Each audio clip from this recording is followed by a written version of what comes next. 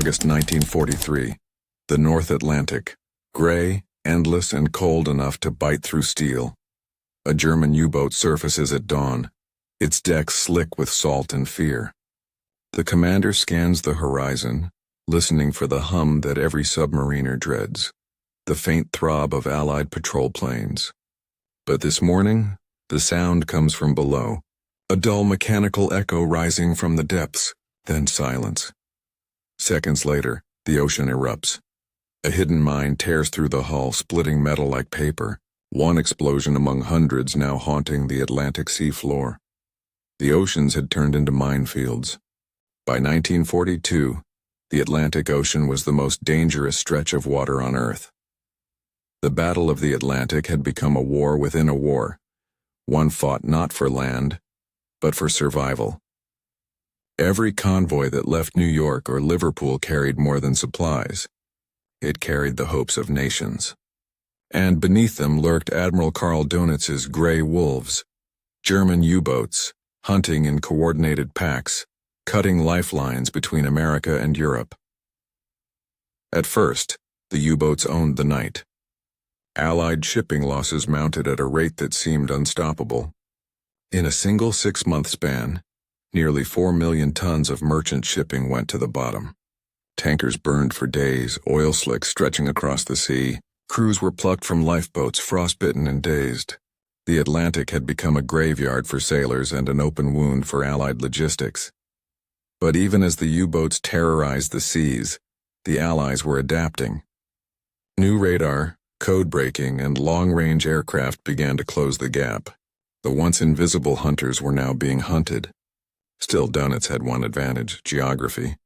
His submarines could always retreat to the relative safety of the Bay of Biscay and the French ports of Lorient, Brest, and Saint-Nazaire. These heavily fortified U-boat pens were concrete citadels, immune to most Allied bombing. From there, the U-boats would strike again and again. The Allies realized that chasing submarines wasn't enough. The ocean itself needed to be turned against them. That's when the idea took root. If the U-boats couldn't be destroyed in port, their escape routes could be poisoned. Instead of hunting submarines one by one, the Allies would lace the waters they traveled with invisible killers. Mines. Thousands of them. Air-dropped, ship-laid, and timed to detonate at the right depth. It would become one of the most ambitious and secretive anti-submarine efforts of the war. And it began with a single, cold decision in Washington and London to weaponize the Atlantic itself. The plan took shape under the code name Operation Starvation, a strategy first tested in the Pacific, but rooted in an earlier idea from the Atlantic War: strategic mining. The concept was simple but ruthless. Instead of engaging the U-boats at sea, the Allies would mine the very arteries they used to reach it: the approaches to French ports, the narrow channels near Norway, the exit routes across the Bay of Biscay. American and British naval planners worked side by side, merging technological innovation with hard-earned experience. The U.S. Navy's Bureau of Ordnance developed magnetic and acoustic mines capable of detonating when a steel hull passed above them or when a submarine's propeller signature reached a specific frequency. The British Royal Air Force, masters of night navigation, supplied the precision bombers to drop them. Each mine was more than a weapon. It was a sensor, patient and silent. By mid-1943, mine warfare had evolved from a defensive tool into a strategic weapon. The U.S. Army Air Force's 8th Air Force began deploying B-17s and B-24s on specialized mine-laying missions. Flying low over black water, their bomb bays opened not for bombs but for hundreds of cylindrical mines, each dropped with a timer, ensuring it would sink quietly and arm itself hours later. These aircraft flew without fighter escort, relying on the darkness to shield them from flak and radar. Within weeks, the results began to show. German records reveal increasing losses not from depth charges or torpedoes, but from sudden unexplained explosions in supposedly safe waters. Submarines vanished without a trace. Shipping lanes that had once felt secure were now cursed with uncertainty. Even the U-boat commanders, once fearless in their escape through the Bay of Biscay, started to dread the invisible fields below. The ocean itself had turned hostile.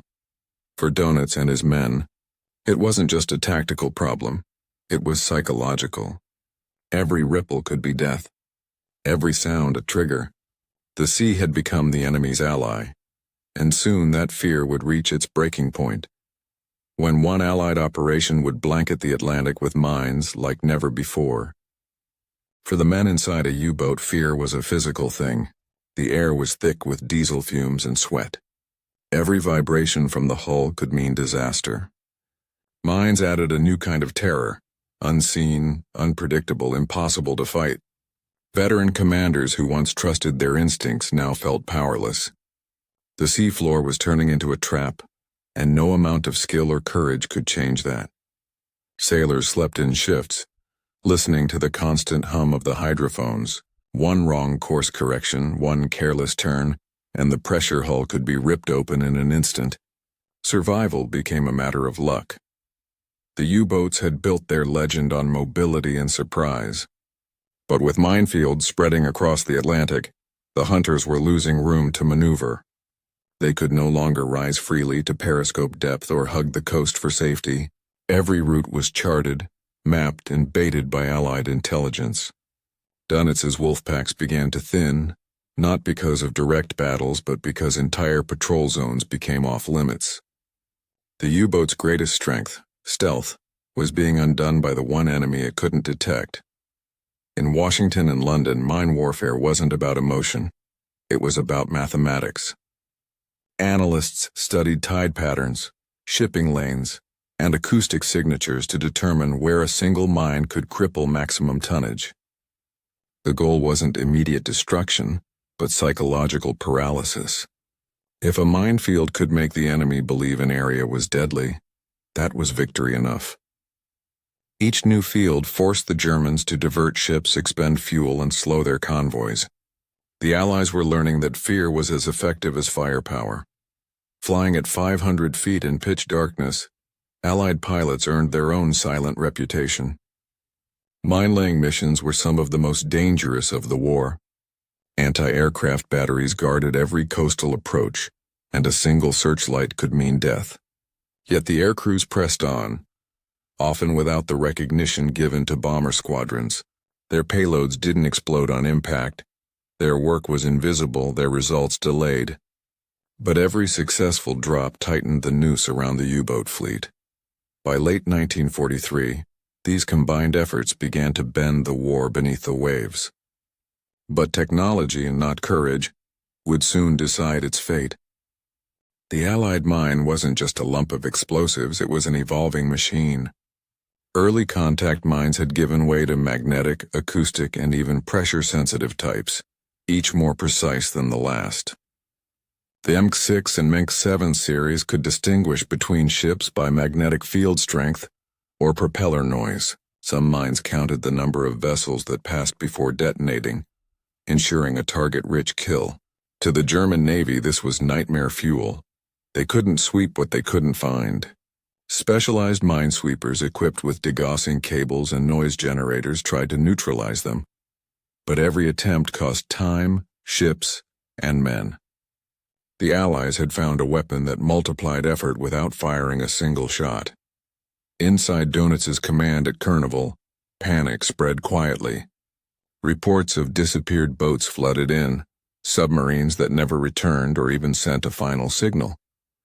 The Kriegsmarine tried to adapt with cautious navigation zones, protective nets, and new sweeping gear. But these measures only slowed operations. Worse, Allied intelligence through ultra-decrypts anticipated German responses and mined new areas accordingly. U-boat commanders were forced into riskier open waters, where Allied aircraft prowled day and night. Each mined route became a funnel leading straight into Allied patrol zones. Donuts's wolfpacks were bleeding out before they even reached their hunting grounds. Mine warfare blurred the line between strategy and cruelty. The oceans were neutral terrain, shared by sailors of every flag. But as the war deepened, morality gave way to necessity. Even neutral and civilian vessels sometimes wandered into mined waters, victims of a strategy too vast to discriminate.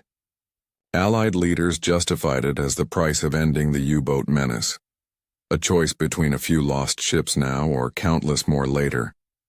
It was the cold arithmetic of total war, unseen weapons for an unseen enemy.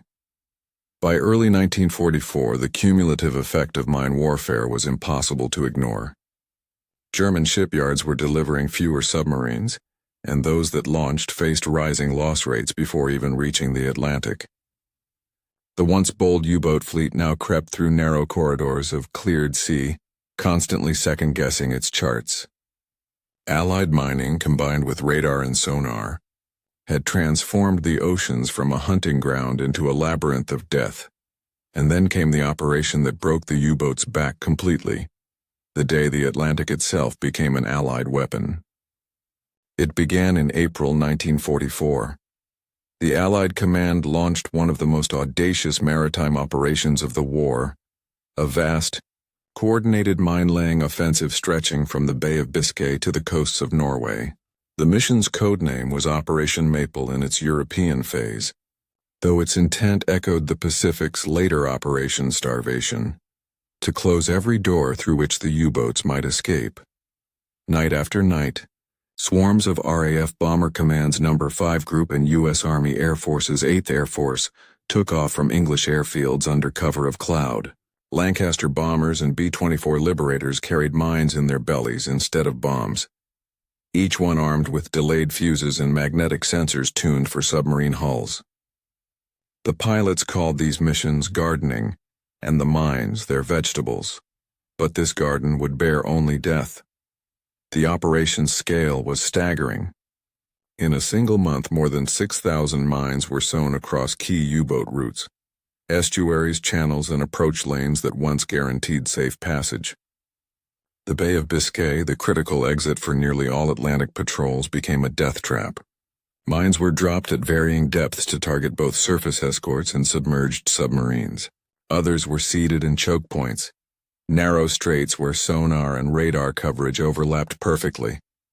German radio intercepts recorded the growing panic. Patrols reported underwater detonations in previously cleared lanes. Minesweepers worked non-stop but couldn't keep up. The Allies had laid mines faster than the Germans could chart or remove them, and every attempt to sweep came under attack from Allied aircraft lying in wait. For the first time, Dönitz realized the strategic noose tightening around him. His once proud U-boat fleet was being forced to launch from ports hemmed in by invisible walls of explosives. The Atlantic, once his domain, was shrinking. By May 1944, the effect was unmistakable. U-boat losses in home waters spiked sharply. Entire patrols vanished before reporting enemy contact. The Kriegsmarine's rescue flotillas found only oil slicks and drifting wreckage, and as Allied planners intended, these losses came not from pitched battles, but from silence. The ocean itself had become the executioner, but the next phase would drive the message home. When the mines didn't just guard harbors but severed entire supply arteries across Europe. In June 1944, as Allied forces prepared for D-Day, the minefields became part of a larger orchestration, a strategy to strangle Germany's naval power before the first landing craft touched French sand. The same bombers that mined the Bay of Biscay now shifted north, lacing the approaches to the Seine, Loire, and Gironde estuaries, cutting off resupply routes to German coastal defenses. Each night, the sky over Western Europe flickered with the faint glow of bomber exhausts. But the most decisive blows happened in darkness over open water. Hundreds of mines sank silently into the channels that fed U-boat bases at Lorient, Brest, and Saint-Nazaire. Many were fitted with ship counters, a technology so advanced that the mines would ignore the first few vessels, detonating only after several had passed, ensuring maximum confusion and destruction. By the time Allied troops stormed Normandy, those minefields had already done their part. Dönitz's headquarters was in crisis. U-boats slated to attack the invasion fleet couldn't leave harbor. Their exit routes were either mined or under constant air patrol. The once formidable U-boat arm, the same force that had threatened to starve Britain into submission, was effectively bottled up. On June 10th, U-415 attempted to break through the mined approaches near Brest. She struck a mine within minutes of leaving port. The explosion ripped through her pressure hull and sent her limping back to harbor, crippled. That same week, U-971 was destroyed by a combination of air attack and mines while trying to escape into the Atlantic. Each loss further paralyzed Donitz's already depleted ranks. What made this phase devastating wasn't just the physical destruction, it was the illusion of control being shattered. German crews no longer trusted their charts, their instruments, or their commander's assurances. The sea, once a known element, had turned treacherous. Allied mining reports later showed that over half of the U-boat losses in mid-1944 occurred within mined or mined-adjacent zones. The effect was absolute. Ports sealed, morale crushed, operations halted. The very weapon that had brought the Third Reich to its early victories had now been neutralized, not by superior submarines or ships, but by patient, invisible weapons resting quietly beneath the waves.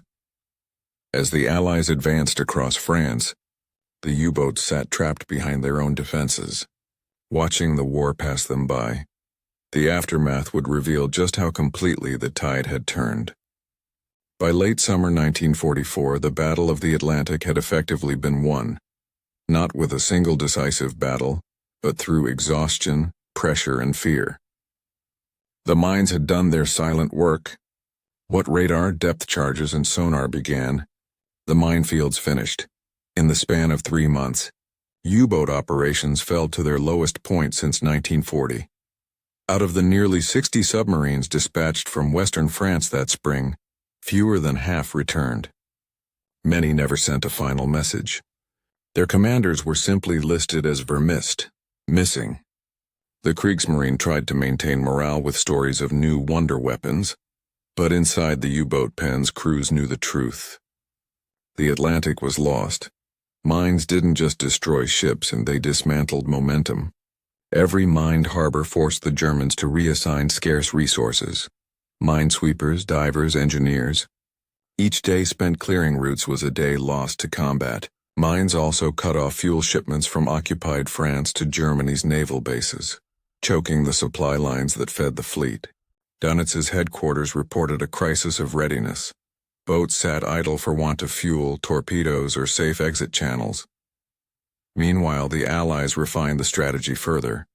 The U.S. Navy's Operation Cork in June and Operation Maple in July extended minefields up to 100 miles off the coast, creating layered zones of denial. These weren't random patterns.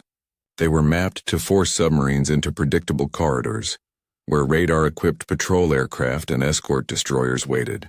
The oceans had become a vast, invisible trap, orchestrated with mathematical precision. Even when mines failed to detonate, their mere presence reshaped the war. Merchant captains rerouted, German convoys slowed, and commanders hesitated before giving the order to dive. The psychological toll was as measurable as the physical one, a war of the mind as much as of machinery. By the fall of 1944, the U-boat menace had faded into history's shadow. But for the men who fought beneath the waves, the price was only beginning to show. When the Allies captured the French Atlantic ports in late 1944, they found a navy in ruins. Inside the massive concrete pens at Lorient and Saint-Nazaire, dozens of U-boats sat abandoned, some half-repaired, others stripped for parts. The walls were pitted from air raids, the harbors littered with debris, and below the surface the real evidence of defeat lay silent. Hundreds of wrecks resting in mined waters that no one dared to clear. German records recovered after the war confirmed the scale of the damage. From 1940 to 1943, the U-boats had sunk nearly 14 million tons of Allied shipping. In 1944 alone, that number dropped by more than 80%. The tables had turned completely. For every U-boat that managed to reach the open Atlantic, another never returned. Mines accounted for a growing share of those losses. By the final year of the war, Analysts estimated they were responsible for 1 in 4 U-boat sinkings in European waters. The psychological scars ran even deeper. Surviving U-boat crews spoke of the constant dread of the ticking ocean, the belief that the sea itself had become alive with traps.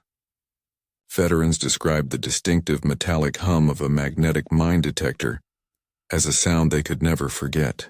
For many, the war ended not in flames but in silence, watching the sea boil as a fellow boat vanished without trace.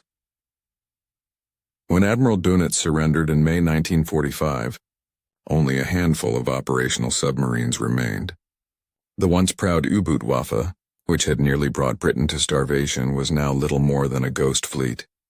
Allied engineers later estimated that more than 80,000 mines had been deployed across the Atlantic and European coastal waters. A tasse-de scale of warfare so vast it would take years to fully clear. The oceans that once belonged to the U-boats now belonged to no one.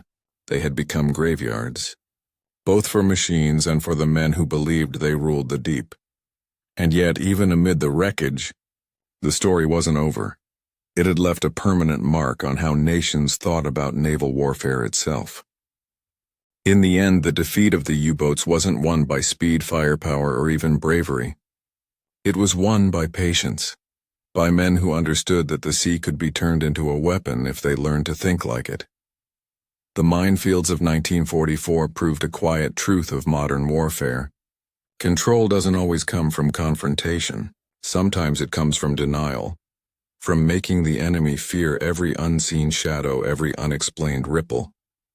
What had begun as a desperate defensive measure evolved into a masterclass in strategic suffocation. For the sailors who lived through it, the memory lingered. The ocean, once a vast freedom, became a place of suspicion, a reminder that technology had stripped even nature of neutrality. Beneath its calm surface lay thousands of reminders that victory in war often comes at the price of turning the world itself into a battlefield. The German U-boats once ruled the Atlantic with confidence and precision. By war's end, they ruled only in memory, ghosts caught in the minefields of their own making, silent beneath the waves they once believed were theirs forever.